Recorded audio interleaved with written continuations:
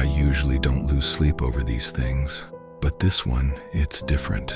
I know that sounds dramatic, right? I mean, it's just a ghost town, or that's what I thought too. But the more you look into Centralia, the more it starts to feel like a story someone wants you to forget. I drove through it once, totally by accident. GPS froze, cell signal dropped.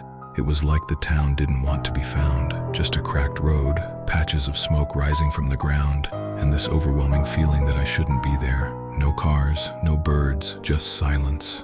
And then I remembered what this place was. Centralia, Pennsylvania, the town that erased itself with fire.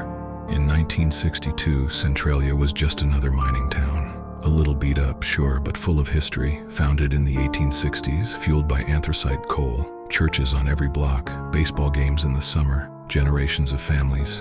And then someone made a mistake. At least, that's the official story. The town council decided to burn trash in an abandoned mine pit. What they didn't realize, or so they claimed, was that the pit connected to an old coal seam underground. Once that seam caught fire, it didn't stop, it couldn't. The fire moved slowly beneath the town. For years, people started noticing heat coming up through their basements, gas levels climbing, pavement cracking.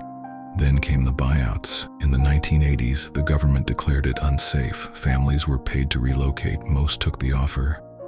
Today, there are no businesses, no mail delivery, no official zip code. Centralia has literally been wiped off the map.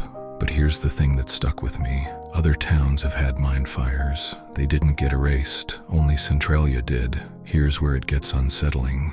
Local officials were warned. Before the fire started, people raised concerns. They were ignored. After the fire started, they were told to excavate the pit. They refused. It's almost like they wanted it to spread.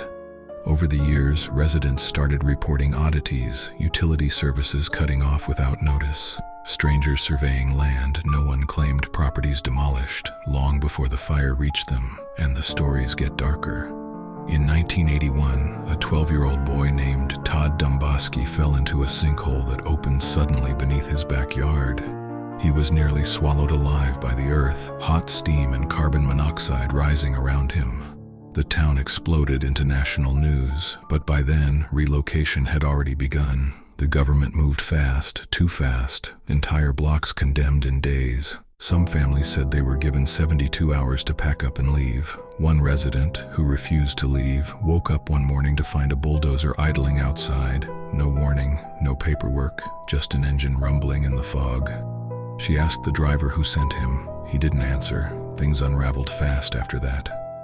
Some residents noticed strange things happening to their electronics, phones clicking, TVs turning on and off. One man said his clocks were running backward. A woman who'd stayed behind claimed she received a manila envelope with no return address. Inside was a map of Centralia. Certain lots were outlined in red. 3 days later, her home was condemned. And then came the reports of government trucks, unmarked but clearly federal, parked for hours, doing nothing. Why? Why monitor a dying town with fewer than a dozen residents?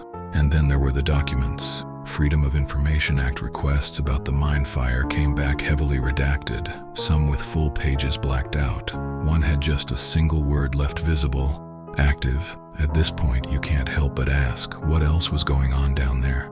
There are theories, of course. Some believe the coal under Centralia wasn't just valuable.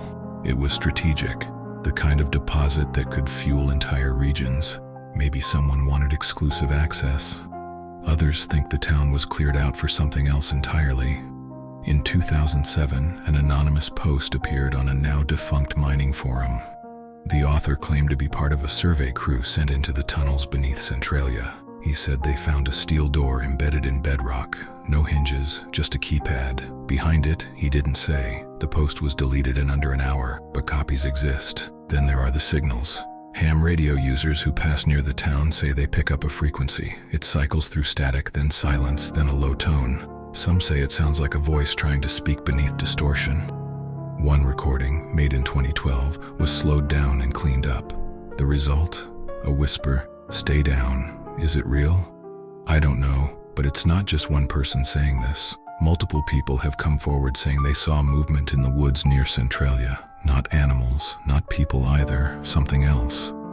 So, Was it just a fire, a tragic accident that spiraled out of control, or was it a cover for something else?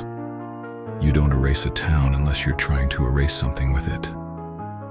Today, Centralia is empty. The ground still smokes, the streets go nowhere, and the silence is unnatural. I'm not saying there's a facility beneath the ground. I'm not saying people were silenced, but I will say this. When I stood on that cracked highway and saw steam rising from the soil, it felt less like a disaster zone and more like a warning, a message we were never meant to read. And maybe that's why no one ever talks about Centralia anymore, because the fire was just the beginning and the real story is still buried down there, somewhere.